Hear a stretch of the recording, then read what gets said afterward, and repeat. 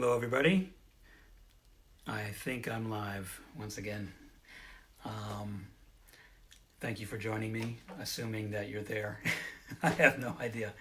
I'm going to do what I did a couple weeks ago. I'm going to play a little bit and then open it up for some questions, which my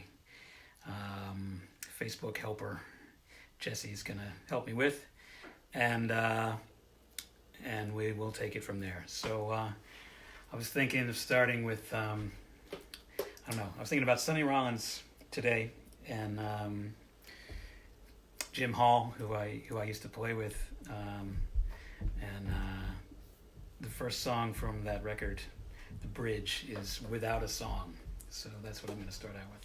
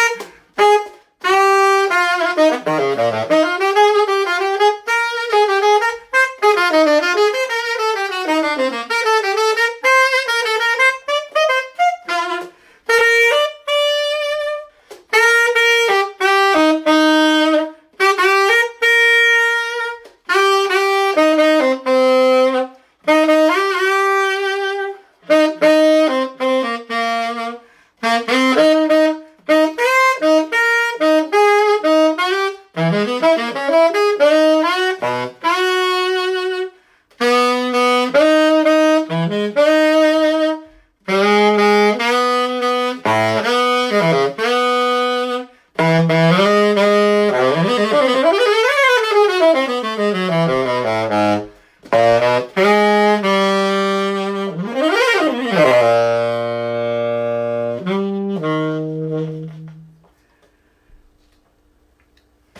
you. Well, let's see here. Let me check my email. If there's anything. Questions? Jesse. Thank you, Jesse. Let's see here. Can't see the questions. Wow. Can you talk a bit about cerebral signal, attitude, and mental when playing? I don't know. I'm not always in touch cerebrally. But I think I kind of have an idea of what you're getting at. I mean, this is a thing I've often wondered about is, what is going on when we're improvising?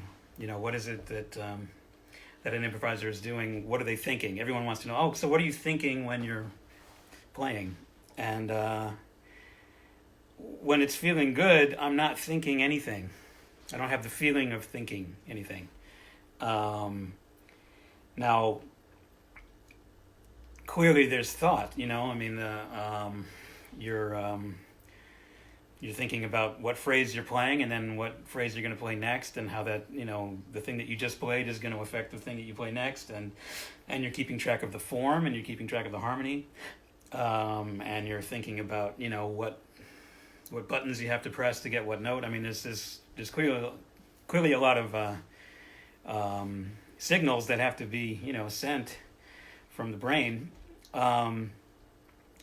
But when you're actually playing, it seems like it's best if you're thinking in music. If I'm thinking in terms of anything that's not music, it's mood, it's feeling, it's wow, it's so hard to explain, but it's trying to get in touch with where the music feels like it needs to go next. The feeling you have when it's going well is that it's going through you, that it's not even something that you're responsible for creating, in a way, that you're just kind of the effort involved, on the part of the musician, is the effort of not getting in the way of good stuff happening by either forcing it or being too timid or thinking that you're supposed to do one thing or another. Now, of course, that only happens, I'm talking about a way that I approach it after, having studied this since I was 10 years old. So many of the mechanics of it, are things that are so second nature to me, especially because I started learning them at that age, when my brain was a lot more spongy than it is now, that's for sure. So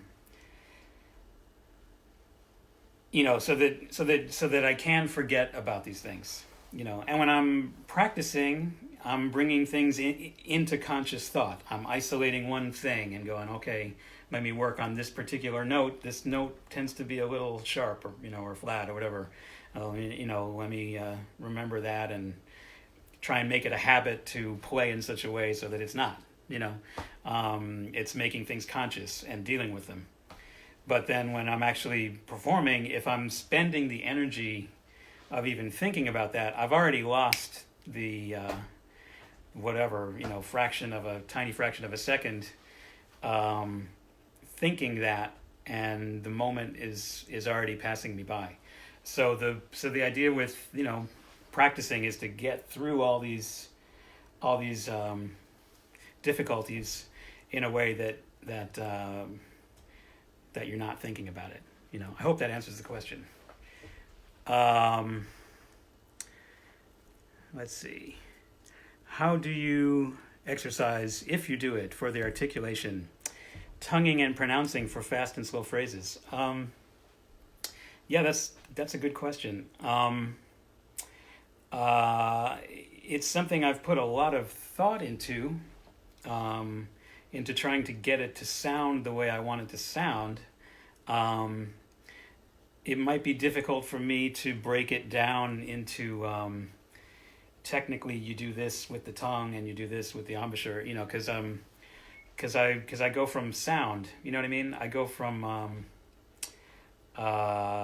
whether it sounds right, and it keeps evolving too. I mean, so much of what people talk about when they talk about someone's sound, it's the actual sound of the horn, but it's also it's the way that they articulate. I mean, when you think about Miles, when you think about Coltrane, when you think about Sonny, I mean, it's an interesting comparison actually between Coltrane and Sonny. Both of them very, very strong rhythmic musicians, of course, but in very different ways. Sonny will vary the attack more and will kind of hit things harder from time to time. I don't know if I can really imitate it,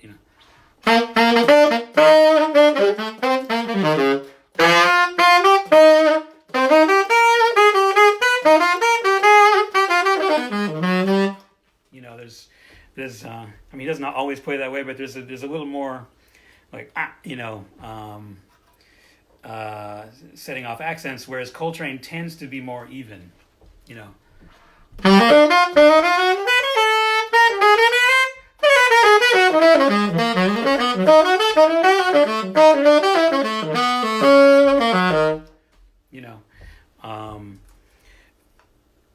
which there isn't a better or worse way. It's that's the beauty of this music is it's a personal expression, and to say what he wants to say, that's how Sonny hears it. That's how he hears music. Train heard it a different way and found a different way of using his technique. I've tried to get both, to be able to do that and many other people too. I mean, a lot of how I work on it is by copying people, by playing along with the records and trying to sound like that, and it's as vague as that. It's not really, I find, in order to kind of get that Ben Webster thing, there's a certain feeling, that's what he's doing, but you don't know it until you start playing it, and then you hear it and you go, oh, that's what it is, and like most things that I think about, I guess, it's possible to break it up into its constituent parts, but that's not how I process things. I'm kind of going from the sound first and just experimenting until I try and get the exact sound that I want. And then when I'm playing in my own situations, it's exactly like what I said in the previous answer. Then I try and forget about it completely and just go for what sounds pretty to me at the moment. And maybe it'll be a really hard attack, and maybe it'll be a more gentle attack. Maybe it'll be completely slurred. There's lots of possibilities. And the more things you know how to do, the more options you have of what kind of story you're able to tell. The hard part then is like, well, okay, so you have all these options. Well, how do you make a decision? You can do this. You can do that. That's the interesting part. That's what being an artist is about. And we each find ways that we tend to do it. That says what we want to say. Things that we come back to a lot. Different phrases that we play, maybe that are kind of similar. But I don't want that. It's not that I want to play the same things over and over again. I want to have the feeling that I'm really making things up in time and playing them, the articulation for what that phrase needs at that particular time. Sort of a vague answer. I don't know. There's there's a lot of practicing playing tunes by myself, like within the bebop language, and just trying to get that to spit out, that I've spent a lot of time doing for a lot of years, and at different tempos too. Like that tune I was just playing, if you play it fast, you might want to string more phrases together with less heavy articulation, because that's going to slow it down. You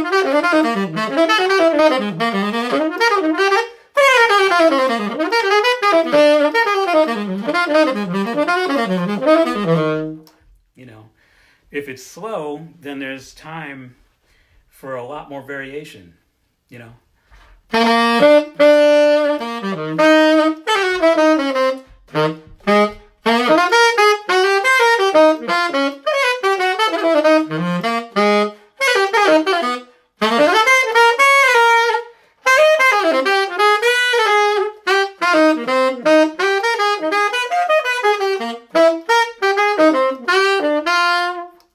You know, and and the phrases that you're going to play are going to be different at those tempos too. Like if it's really fast, then maybe a string of eighth notes sounds fine. You know, at a slow tempo, that's going to sound kind of silly and corny and weird. You know, I mean, I guess you can kind of make it work, but I might not choose to play that in that legato kind of way. You know, I might break up the rhythm more because there's more time. You know, so it's not just the articulation itself. It's the articulation as it relates to the musical content. You know, let's see. Have any tips on what I've found out about the wisdom of Joe Allard? Something you found useful. Thanks a lot for doing this. You're welcome. Thanks for tuning in. Yeah, Joe Allard was a great teacher. You know, the kind of vague answers that I'm giving. He apparently was able to really teach people about sound, especially how to have a good sound, in very good ways. You know, and I never got the chance to study with him, but you know, in my search for getting my sound to the highest level, you know, I realized that there were probably some things that he said that would be worth checking out. So I tried to ask people that I knew who studied with him. You know, there are a few resources online. The basic thing that he, you know, he seemed to say different things to different people because he was a good teacher. You know, he would actually look at what someone is doing and not just have a rote set of things that he always did. Is like he managed to tailor it to the individual. But as a general rule, the idea that, you know, this is where the power is.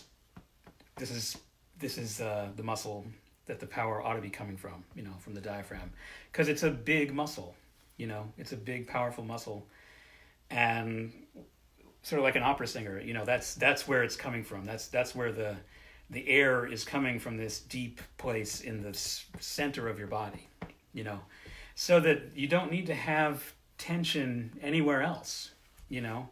I mean, you do have to have a certain kind of tension there in order to, you know, to make sound happen. There has to be something that, you know, there's energy being expended.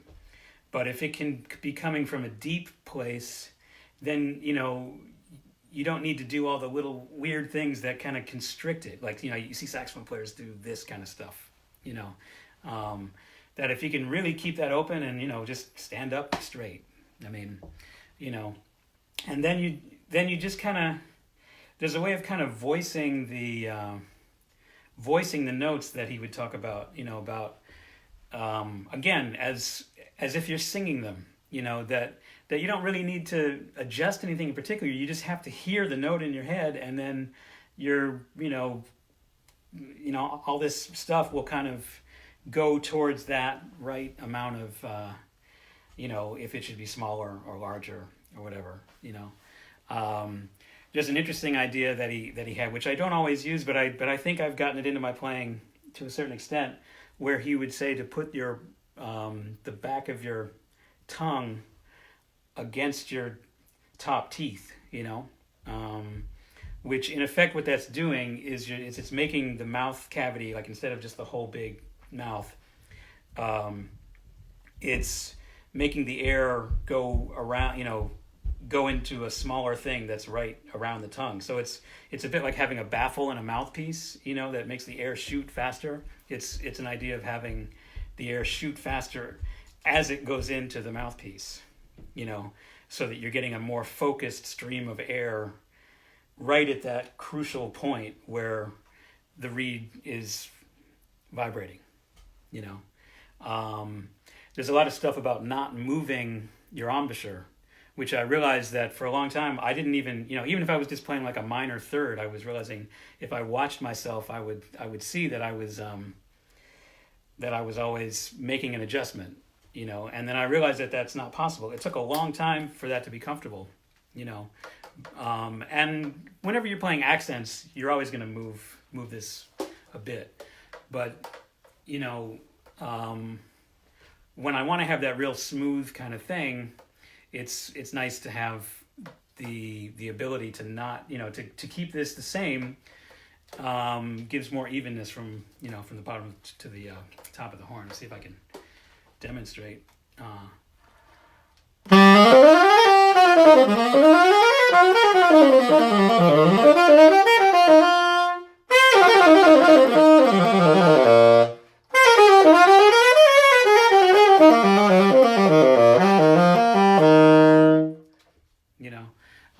I don't think I was really moving much, even though I was going all, playing all this fast stuff from the top, and especially if you're playing fast, if you try and adjust for every note while you're playing fast, you're really going to get in your own way. So it's a way of getting it all smoother, The other day in your chat with Bob Reynolds, you gave a list of jazz standards that you'd suggest people learn.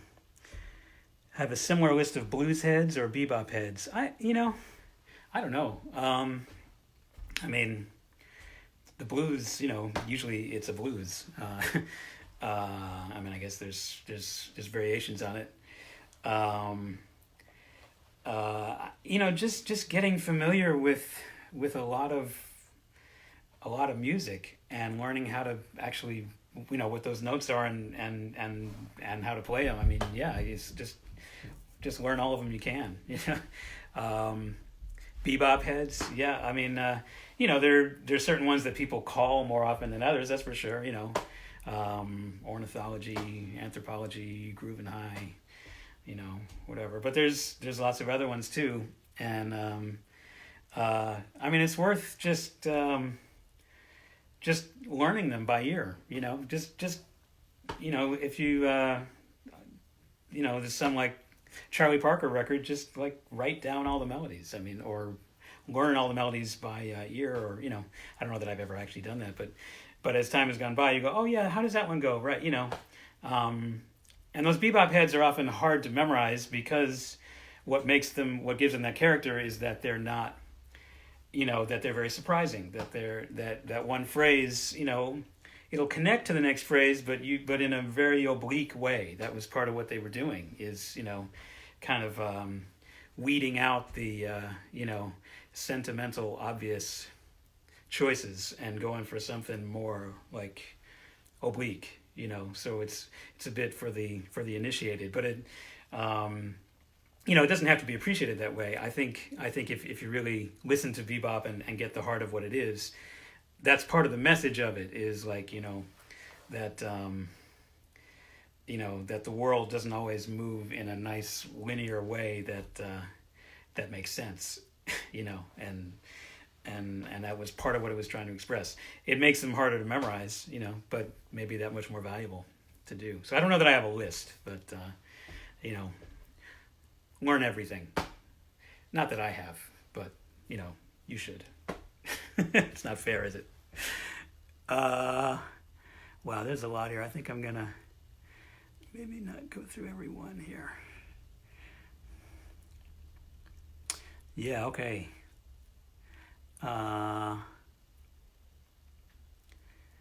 Well, yeah, I started to kind of get to this. How do you get to a point of relaxing on the horn in order to play more fluidly?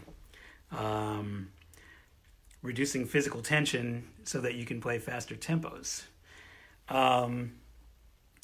Yeah, well, that's related to what I was just talking about too, about, that maybe your articulation is going to be smoother, playing faster tempos, playing fast, you want to hear every note that you're doing, of course, you know. But when you're playing super fast, you're hearing the individual notes as part of a sequence of notes, if that makes sense. You know what I mean? Like if I'm playing over Cherokee or something, and it's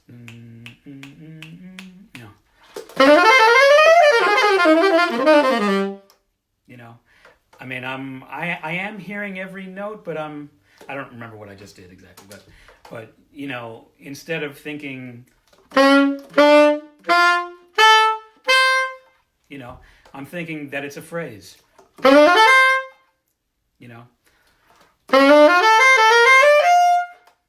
that's something that I've heard done many times and that I've done many times. So I can do it slow or I can do it fast. It's like getting these things to where you're hearing the whole sequence as one thing, not just one note at a time. And of course, you run the danger when you do that of like just going through licks, just playing stuff you already know and maybe arranging it in a different way, but not really getting any farther. But so a lot of the creativity I find if I'm playing at a tempo like that, I mean, it's hard. It's just hard. There's a lot. It's taxing on the brain and taxing on the fingers and the tongue and everything. But it's how to put these phrases together in an interesting way. If it's real slow, if it's a ballad, you can really concentrate on one note to the next note. When it's really fast, sometimes you're thinking of, a phrase of 20 notes that might go to, what's the next phrase of 20 notes, I think that's kind of how I'm thinking of it. And it's also a way of kind of, hearing the beginning and the end of the phrase,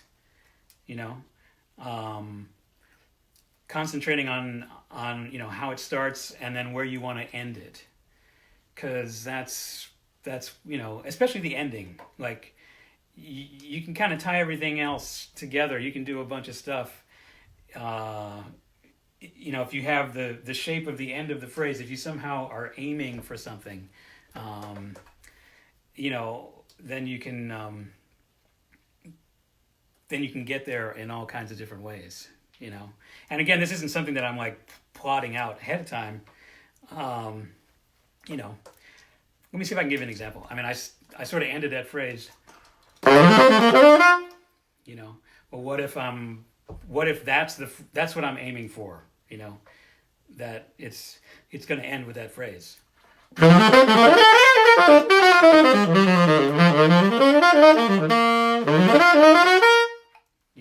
I used it at the end. I actually transposed it, right? Because that's where I was in the harmony. I was at the E flat minor, so I had to kind of adjust it for that. So that's the kind of thinking that you have to be comfortable enough to do in order to do what I'm talking about. To think of these things as a block. And there's a lot about it. Thinking about it rhythmically too. There's a lot about how it should feel, and it can be really, really helpful to not have to deal with this big piece of metal or whatever instrument you actually play. Sing it. Can you make the phrase swing? Not that you have to be Ella Fitzgerald and a great scat singer, but just, how do you hear the phrase?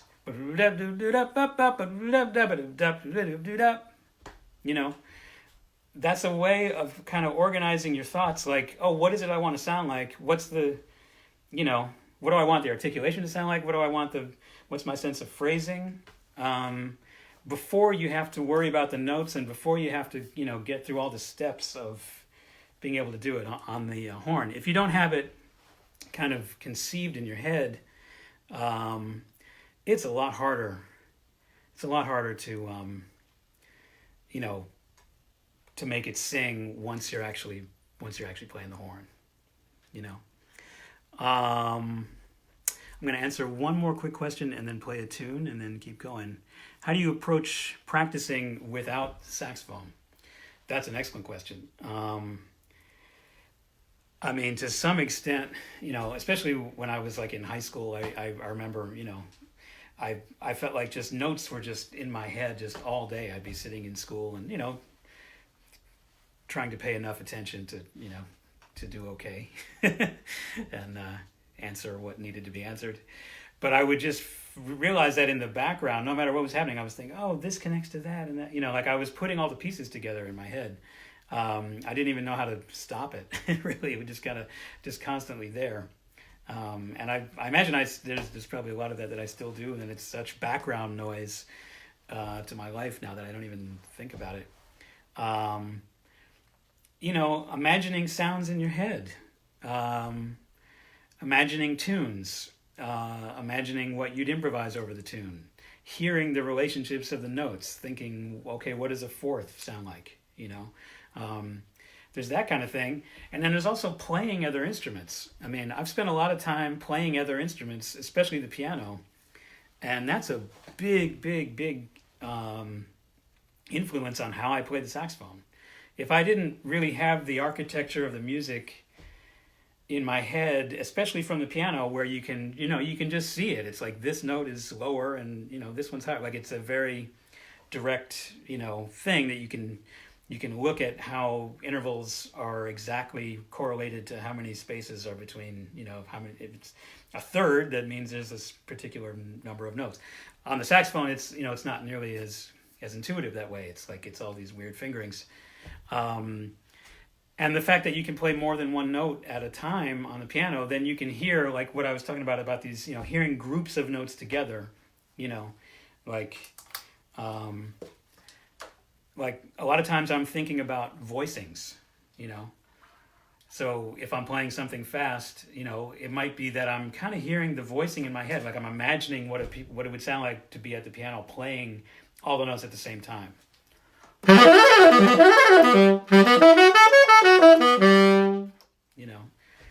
That was kind of like a,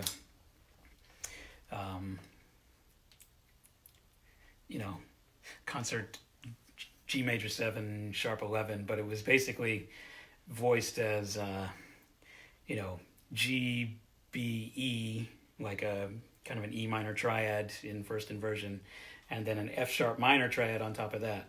F sharp, A, C sharp, and you notice, like, I mean, I'm like, when I'm thinking about it, I'm actually, and going to describe it, I'm thinking in concert and I'm thinking this, I'm not thinking that,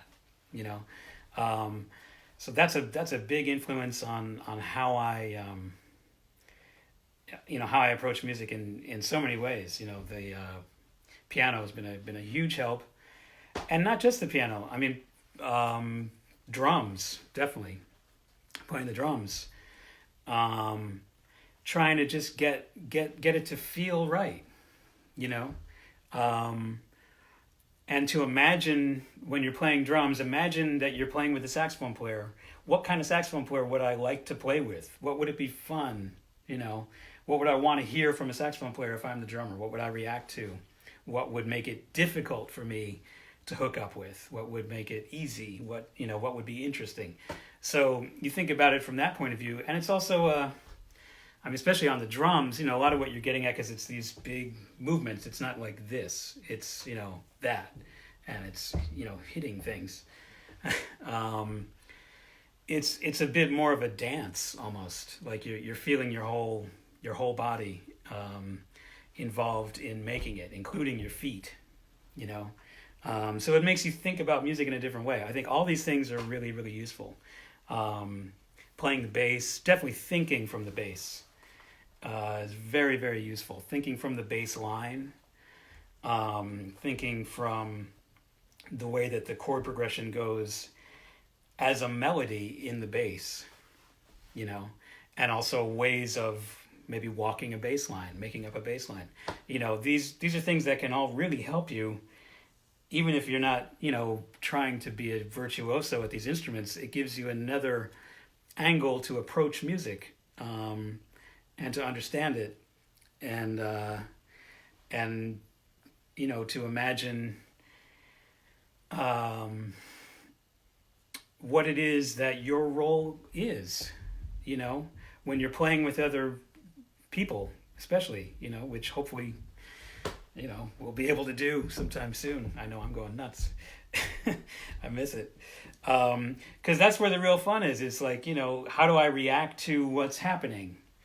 When the drummer makes a certain move, and then that's going to put me in a certain direction, you know. Thinking of your part of the music as a part of a bigger whole. I guess that's kind of what I'm saying too, is, you know, when you understand what other instruments are doing, and even have some experience of what it feels like to do that, you know, you get more of a sense of maybe how your own role is as an instrumentalist, what it is that's going to make the music go forward, what it is that you should include, what it is that maybe you want to leave out in order to give someone else the space to do something, you know, like that. I'm going to play another tune. I don't know, I had a whole list in my head and now I can't think of anything. I'll remember April. April is over. Now it's May, so we can remember April. Although it seemed to kind of go by in a fog for me. I guess probably for a lot of us. But anyway, here it is.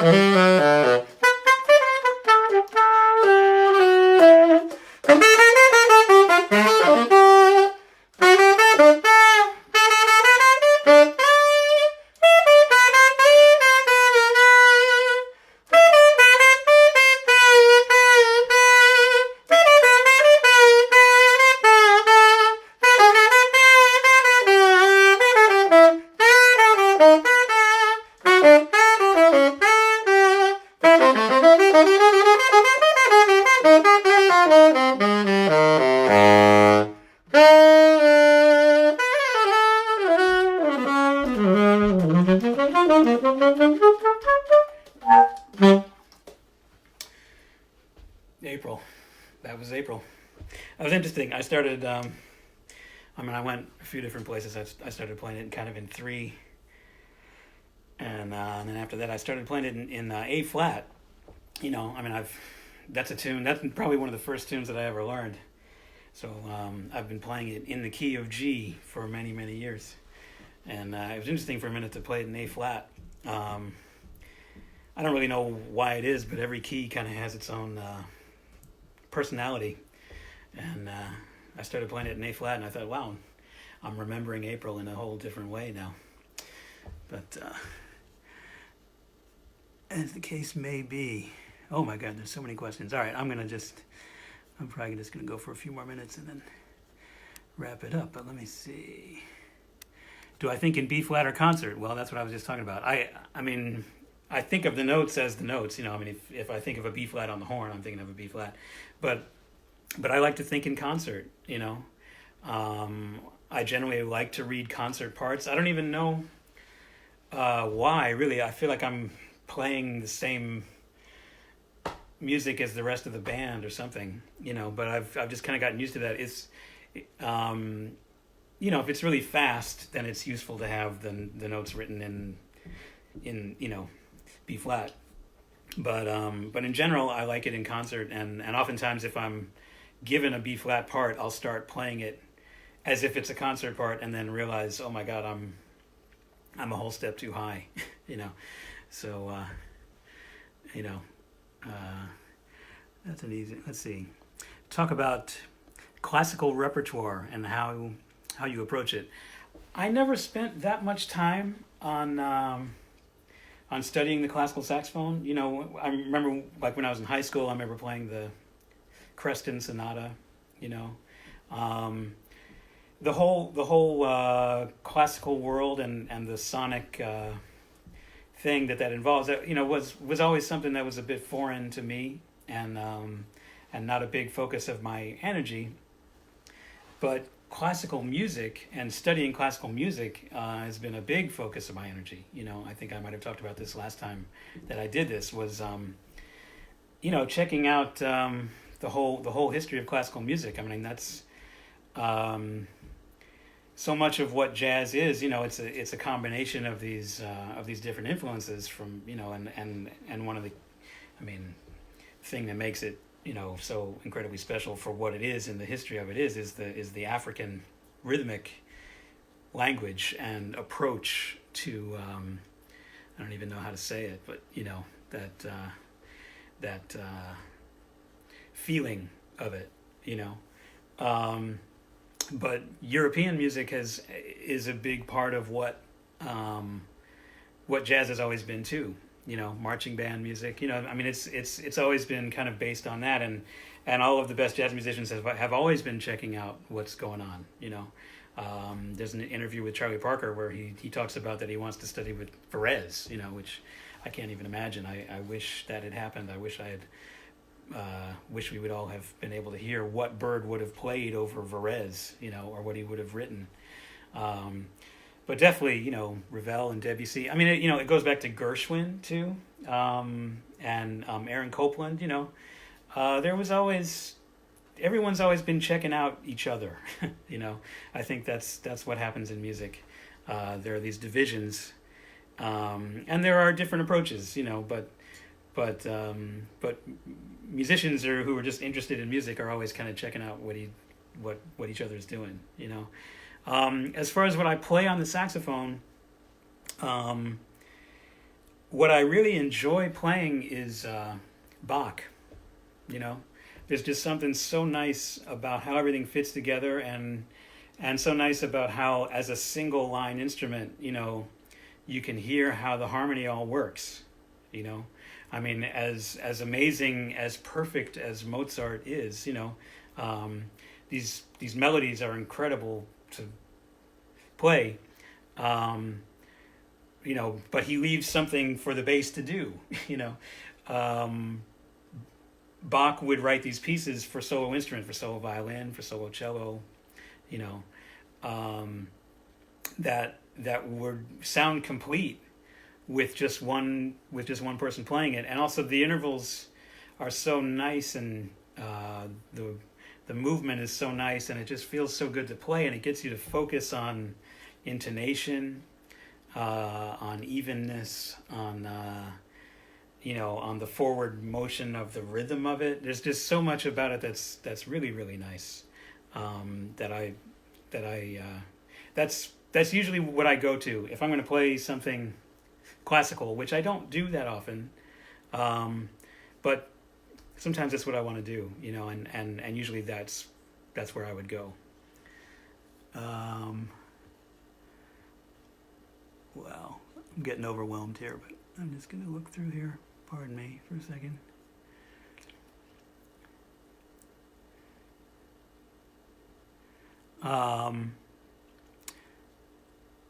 Okay.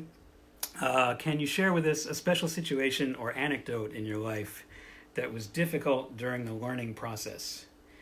I mean, there's been many. You know, that's what you're always waiting for, right? Because you're never at the place that you want to be. You're always looking for that next bit of insight that's gonna, you know, help you.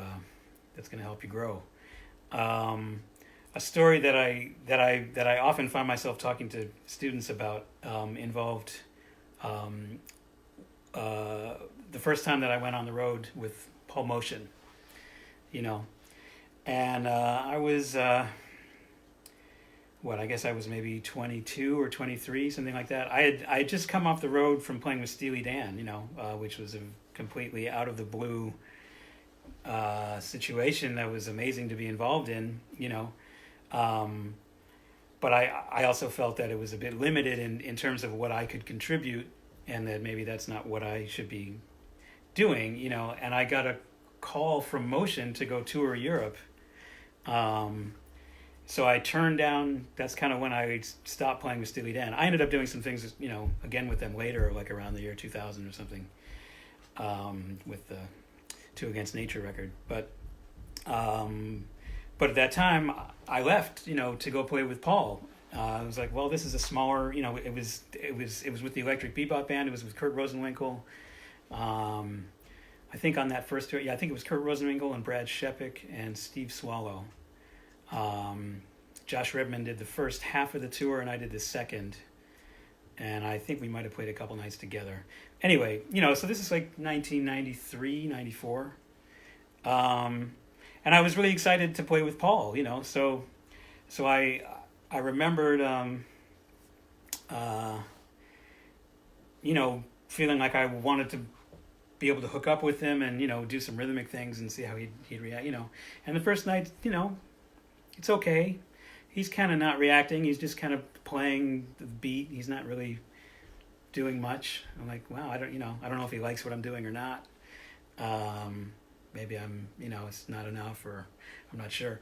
The next night happens, I'm kind of letting out, more and more of the stops, like really doing some rhythmic stuff that most drummers would react to in a certain way from my experience. And like, man, what am, and he's just kind of icing me. He's just kind of, not really playing much, and this goes on for a few nights, and I I can feel like in my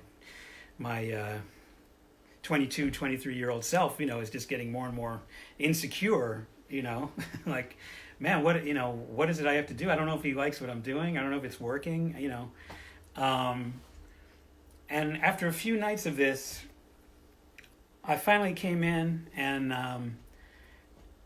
I felt like, this just sucks. Like he's not giving it up. I'm playing. It doesn't sound good. He's just kind of like tipping. He's not adding anything, like screw him, I'm going to do what I'm going to do, but it's just kind of a waste of time. So I'm going to just play how I want to play. And immediately, from like the first note, he was with me. He played with me. He like started reacting. You could feel that he was there. And that's one of the best lessons I ever got in my life. It was like as soon as I wasn't looking for his approval, I'm sure it wasn't conscious on his part. I'm sure he was just kind of reacting, But, as soon as I came in and I was like, okay, this is who I am. Do whatever you want, That was something he could grab onto. And like, okay, cool. And then we were off. And for the rest of the time that I ever worked with him, it was always great in very, very different situations. So that's sort of the first thing that often comes to mind is that lesson, which is important. It's obviously it's important in life too. It's like be who you are, and people are gonna, be able to react to that in a real way, or the people who are worth reacting with are gonna react to that and go, all right, now that I can dig, That's my answer to that. Let me see.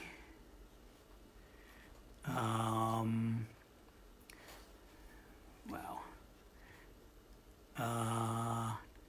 All right, I'm just going to answer a couple more and then do one more solo thing. Let's see. What was your friendship with Michael Brecker like?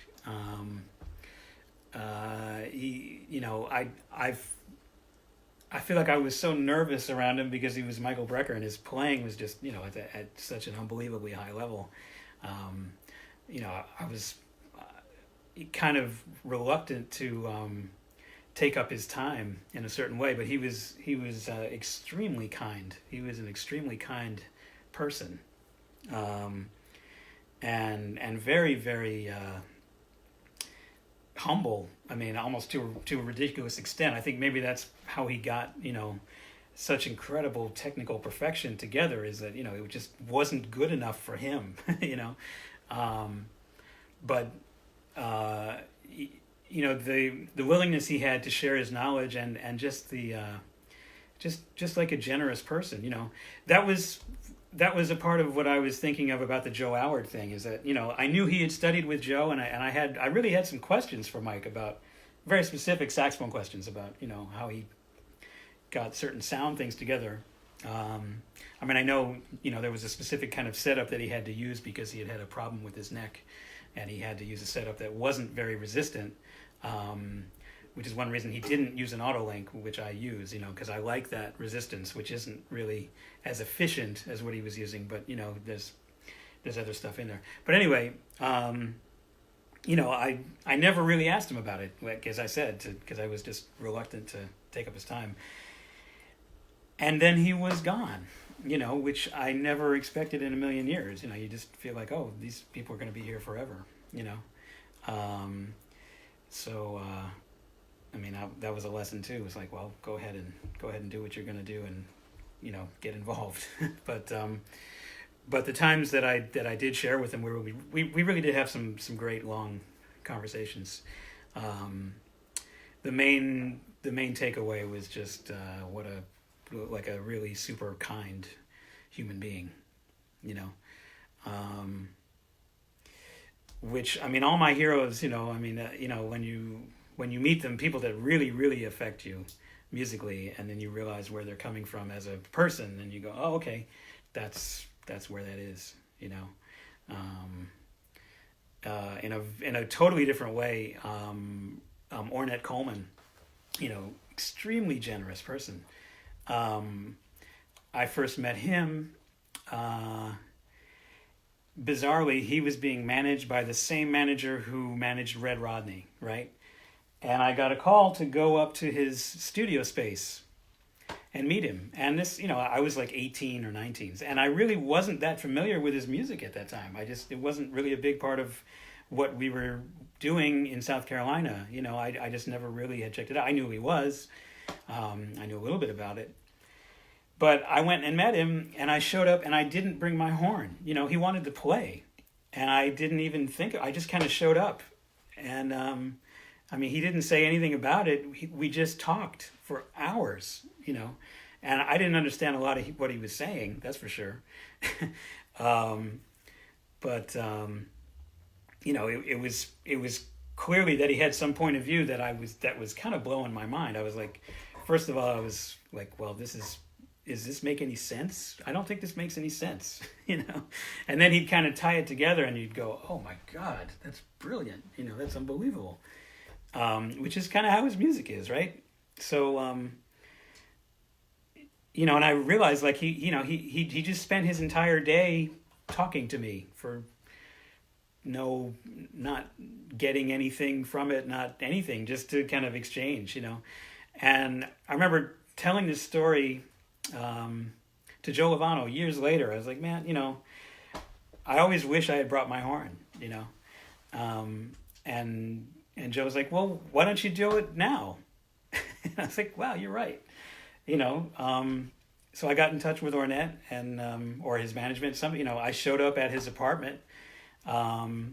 This was getting towards the end. He was still able to play. He was still able to talk, about what he was doing. He was, strong enough physically. His memory wasn't all that great. So, if he had known that I was coming, he didn't know, I was just a guy who showed up at his apartment, and he wasn't really expecting it, and it was the same exact thing. We spent all day just talking, and him talking about his experience. And this time I had my horn, and we played, and, he let me try his horn, and he was like, I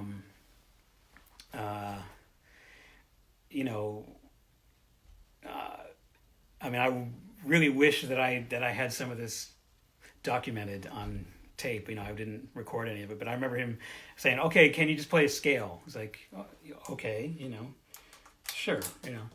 And he's like, okay, so which way were the notes going? And I said, well, the notes are going up. and he said, the notes were going up, but the sound was going out. And here, you know, basically talking into a phone by myself, it's kind of hard to get in touch with that. But but when I was there and in the room with him and he said it, I knew exactly what he meant. And it was like a real lesson in like, oh, that's what it is, you know? And you could just see how the phenomenon of music just blew his mind, you know, and he just wanted to share it with people. So I don't know. I mean, I'm sort of going on and on and on, but that's that. maybe I'll answer one more and then wrap it up. Wow.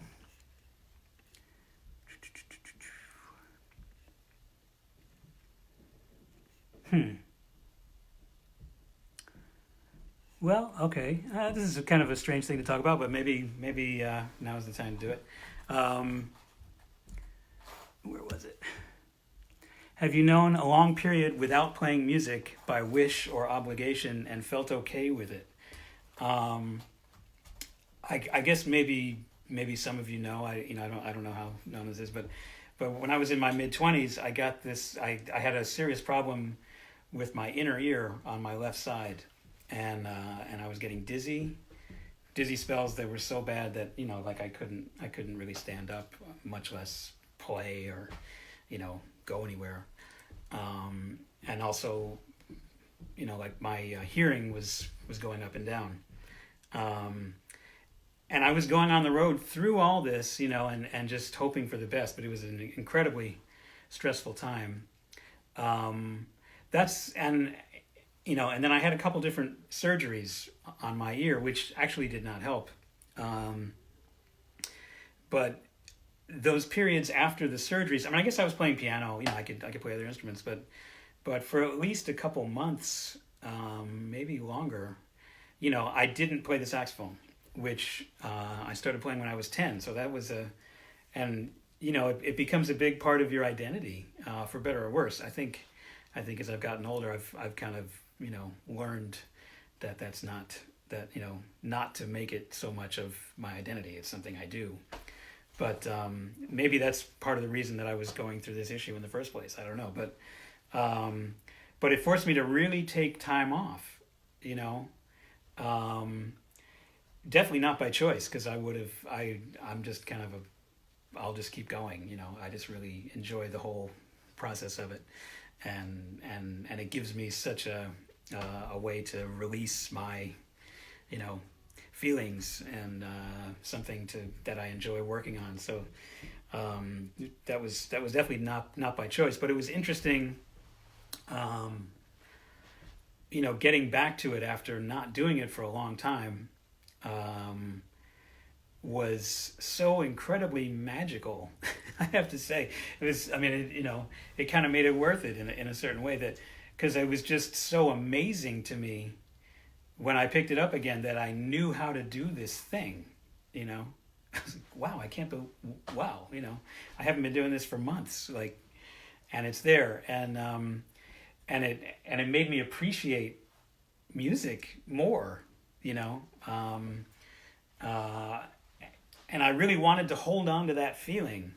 I remember that very specifically, of like, man, see if you can hold on to this feeling, because I wasn't really, you know, as technically strong as I was when I, you know, if I was really practicing every day, but I was really in touch with what was musical and not, you know, and I was feeling it, like the way that I'm describing how Ornette, you know, you could see in his eyes when he talked about music, how intensely he felt it. He felt so many, you know, emotions and so much joy at the thought of a minor third, you know. I felt like not doing it for a while kind of got me back in touch with that, you know, like when you first start, when you're a kid, or at least, you know, for me, I mean, when I started and I was I was so young, and you hear it for the first time, and you don't know anything about how it's done. You're just beginning to learn about it. It's just this unbelievable, magical world, you know, that you can get involved with, and it just, you feel that amazingness of it. And then as you do it for a living, as you try and get better and better, and you work on your craft, and you're also, if you're trying to make a living doing it, you are putting your value of yourself can easily get tied up in what you do, and in a realistic way, like, there's a lot of people that can get called for the gig. So if you don't get called, there's like a competition thing, like, wow, maybe I'm not, maybe I'm not that good, or maybe you do get called, and then you feel good about yourself because you got called, But whatever kind of thing it is, it's like it's a pretty insecure ladder to be either up or down on, if you know what I mean,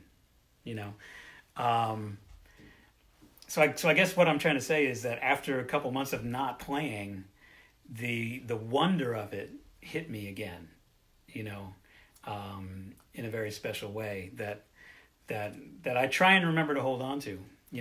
Again, doing it for a living, sometimes, I mean, I don't know when this is going to happen again, but in what feels like an unbelievably distant memory, oftentimes maybe when people see us play, they have no idea that we've taken 2 flights, and the second one was late, so we got there just in time, and there was no dinner, and I don't know, there's some problem, that you're dealing with, in your life, and there's just all this stuff going on that an audience, doesn't know about, and it's not important to them,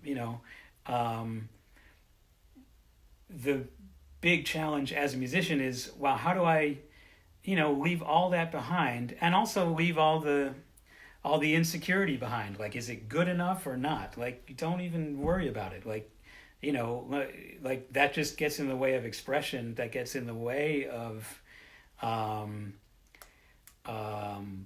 connecting to the source of what it is that you're trying to do. I don't know. I think maybe that's a good place to kind of leave it and play one more tune, which I don't know. There was a mention of the blues, and this is sure a time for some blues. That's definitely true, in the sad way, but also in the uplifting way that is really the heart of when I think about the blues, which is a deep concept, the blues. There's the uplift through the through the difficulty, and that's definitely what we're all facing. And so I'm gonna play the blues.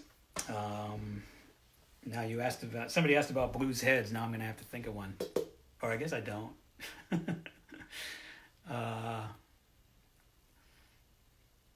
All right, I'm going to play that one. I don't even, well, maybe somebody will write in and tell me what the name of this one is. It's that Charlie Parker head. I don't remember what he called it. And I don't even remember what key he played it in, but I'll just play it in B flat.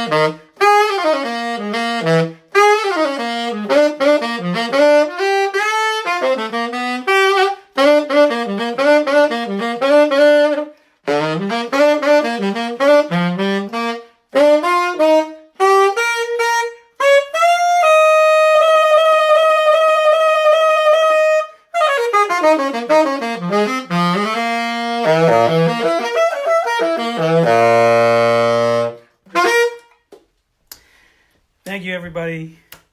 Again, stay safe. Thank you so much for joining me this afternoon, and hope to see you all soon. Like, actually see you, not this way, but in the real way. So take care. See you soon.